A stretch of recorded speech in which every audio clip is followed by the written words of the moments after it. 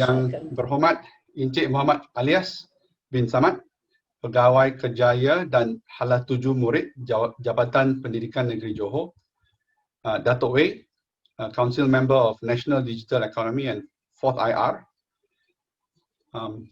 Professor Dr. Muhammad Shafri, Chair of the Institute of Life Ready Graduates, University of Technology Malaysia, Cik Wei Suhua, Director of Digital Wave Academy, Encik Tony Adakalam, Director of GETS Global Education Training and Services, para guru besar, guru kaunselor, guru-guru, ibu bapa, para pelajar, para hadirin yang dihormati sekalian. Terima kasih untuk memberi kita peluang ini untuk kami membuat presentasi ini untuk menunjukkan yang cara pembelajaran yang akan datang memang akan berubah. Dan terlebih dahulu sila izinkan saya untuk membuat presentasi saya dalam gabungan bahasa Inggeris, bahasa Malaysia. Kerana banyak perkataan dalam bahasa Inggeris ini untuk IT ini memang sukar untuk diterjemahkan dalam bahasa Malaysia. Rasa peliknya untuk mau mengatakannya juga. So hari ini kita akan cover a little bit about the power of competency-based education.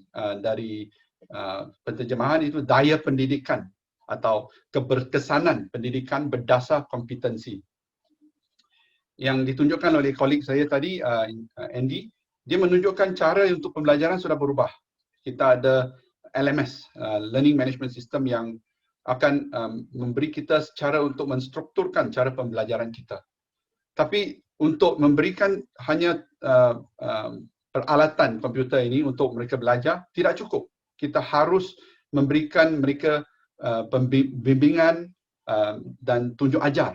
Dan itu memang sukar untuk guru-guru sekarang yang melalui COVID-19 ini sekarang sudah membuat pembelajaran dari rumah. And a lot of students studying from home, so I've got a daughter also. Memang sukar when your audience don't engage with you. But how do you engage with them in a proper manner? That's why blended learning, cara pembelajaran yang bergabung ini, pakai semua jenis platform dan alat-alat perkomputeran yang akan mendorong pembelajar itu untuk fokus pada sesuatu pembelajaran pada masa itu. So kita mau melihat dari segi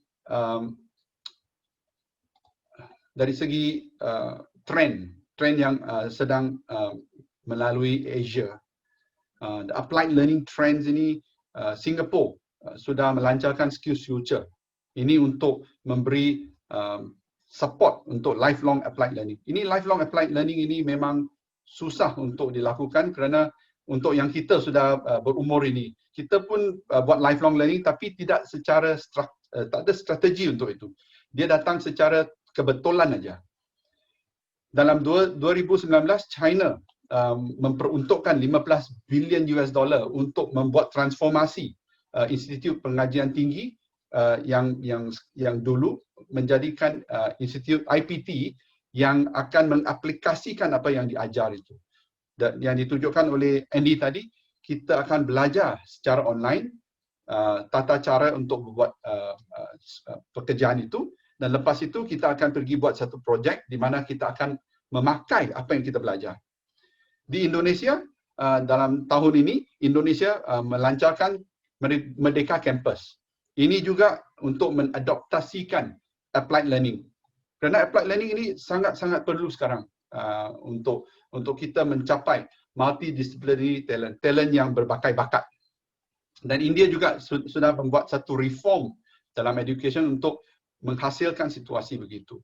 Di Malaysia yang ditunjukkan tadi oleh Datuk Wei, Malaysia sudah memperuntukkan bajet yang sangat besar sekali, 9.4 bilion ringgit, untuk kita merangsangkan 6 area yang tadi dihujahkan. Academic versus applied learning, ini memang sesuatu yang sudah dipertikaikan sangat lama. Kerana academic education sekarang ini memang dia tak memberikan kita skills yang kita perlukan untuk pekerjaan sekarang dan masa depan. Classroom learning pun sudah less less effective kerana dia ada industry engagement yang limited. Ini ialah orang-orang pakar-pakar dari industri. Classroom learning itu terhad ke dalam situasi di situ aja. Tidak ada exposure kepada tempat antarabangsa. It doesn't have an international exposure. It doesn't have industry exposure. Dan academic credential sekarang pun memang tak cukup. Kita perlu skills, kita perlu experience. Yang kita belajar tak terpakai pun memang kita pakai untuk exam, lepas itu kita lupa.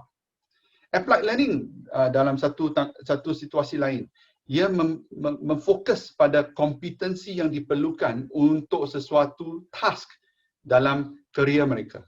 Applied Working Study Pathway enables work readiness. Ini memberikan mereka cara untuk membelajar sesuatu dengan cepat sekali supaya mereka boleh fast track, cepat, laluan cepat masuk ke dalam workforce untuk jadi pekerja yang sudah mahir untuk melakukan kerja-kerja yang junior dulu. Sebab itu, apa yang dikatakan oleh Cik Suha tadi, program kita ini memberikan mereka dalam 12 bulan implementasi dengan skill-skill yang diperlukan supaya mereka boleh mula kerja sebagai junior, sebagai intern, apprentice. Dan mereka lepas itu dilepaskan ke dalam ruang kerja untuk belajar sambil bekerja. These interoperable national and local skills are also academic credentials that is accepted worldwide. Ini sudah diiktirafkan di seluruh dunia. Asia sekarang mula bangun kepada konsep applied learning ini. So competency learning as a service ini adalah sesuatu yang IP di Lytton kita panggil ini kelas competency learning as a service.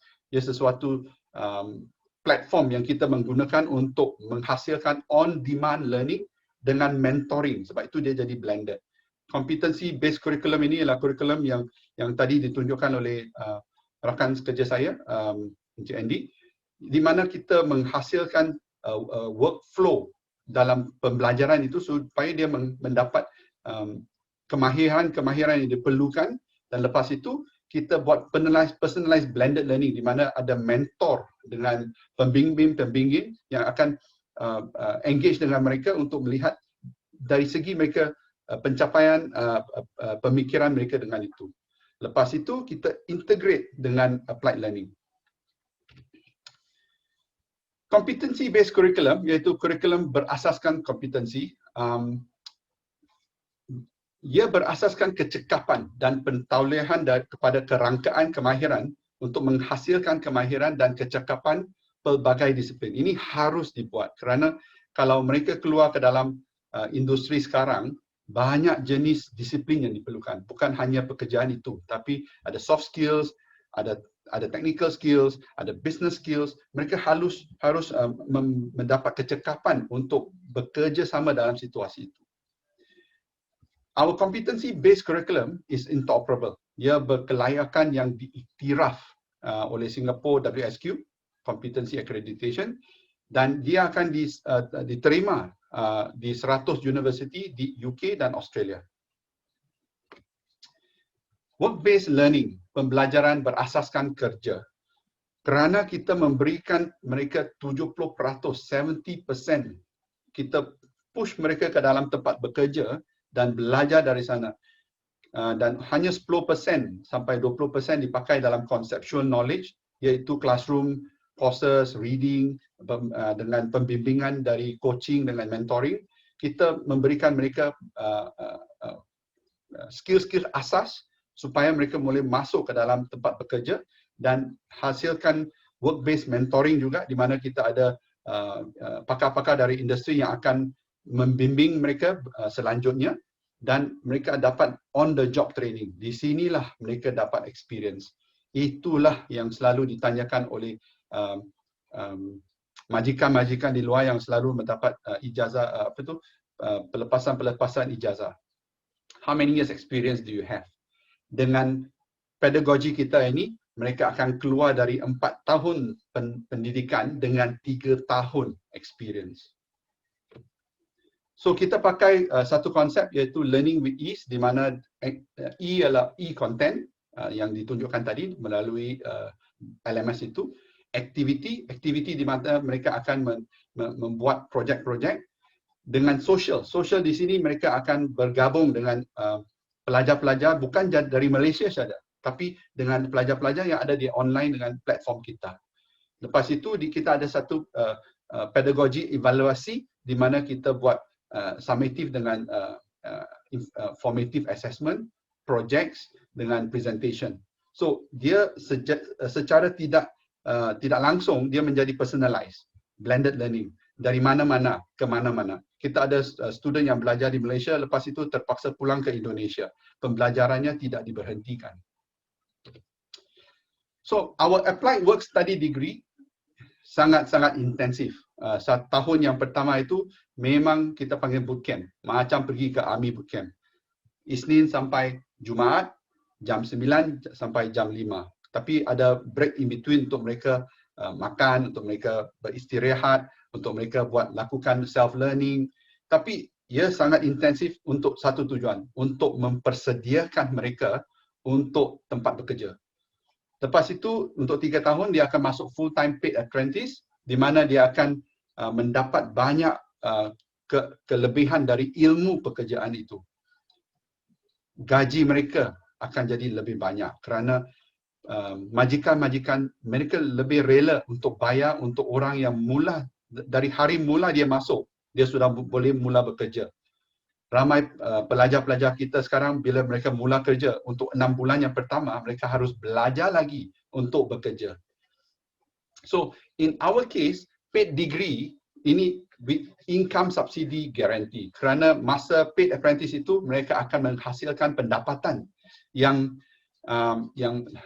lumayan sekali. Kerana kita memberikan jaminan yang mereka akan mendapat paling kurang 50% pemulangan daripada apa yang mereka bayar untuk kursus ini. The Pan Asia Digital Learning and Talent Platform yang sekarang Litton sedang membangunkan di Asia. Kita sudah mula bergabung dengan UTM Space di Malaysia. Kita ada beberapa lagi di China, di Filipina, di Indonesia. Kita sedang bergabung dengan mereka untuk mewujudkan future ready talent dengan enterprise. Kenapa kita lakukan ini? Kerana kita sekarang bekerjasama dengan Singapore Ministry of Education dengan Industry Education sana untuk menghasilkan profesional-profesional yang mungkin kita boleh masukkan ke dalam gig economy, bermakna mereka berada di Malaysia, tetapi mereka bekerja dengan majikan yang datang dari Singapura, yang mencari pekerja-pekerja yang berasaskan kemahiran yang kita wujudkan untuk mereka. Kita bergabung dengan industry experts di serantau Asia. Kita bergabung dengan enterprise besar, MNCs macam Microsoft, macam Intel, macam Dell, Hitachi, dan mereka lah yang memberitahu kita perlukan professional jenis ini, dan kita melakukan applied learning yang dilakukan untuk menghasilkan skill yang mereka perlukan itu. Kita bekerjasama dengan universiti, dengan kerajaan di setiap negara yang kita ada untuk mewujudkan platform ini. Saya harap dengan ini guru-guru, kaunselor, ini akan memberikan satu ilham kepada guru-guru untuk memberi pertolongan kepada pelajar-pelajar sekarang yang selalunya confused. They don't know what to do. When I finish my Form 5, my Form 6, what's next? Do I go and study again for 4 years, and then after the 4 years, what do I do next? Inilah yang aku kata panggil fast track. Lorong pantas. You get into this, you just have to study another 1 year and 9 months for O level. Kalau dia A level, STPM, dia hanya belajar untuk intensif dengan 1 tahun. Lepas itu dia sudah mula kerja. Dan kerja ini yang kita sudah sedia kala ada untuk mereka. Kerana majikan-majikan yang kita bekerjasama dengan mereka, mereka mengatakan Meta, Litton atau DWA, kita perlukan orang macam ini. Bolehkah awak hasilkan mereka untuk kita? Dan mereka sangat excited kerana mereka hanya tunggu 1 tahun atau 2 tahun. Mereka tak payah tunggu 4 sampai 5 atau 6 tahun untuk mendapatkan hasil kerjaya ini. So I hope this gives you an idea why this is something you must get to know us a little bit more so that you can understand what we are trying to do. Ribuan terima kasih.